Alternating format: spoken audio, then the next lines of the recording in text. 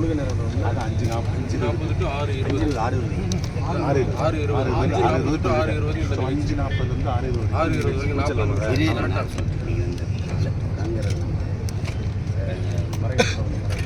4 மணிக்கு போட்டோம். 4 மணிக்கு இன்னும் வர நம்மகிட்ட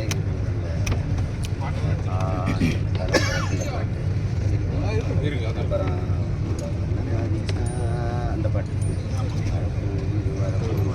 அப்புறம் அதுக்கப்புறம்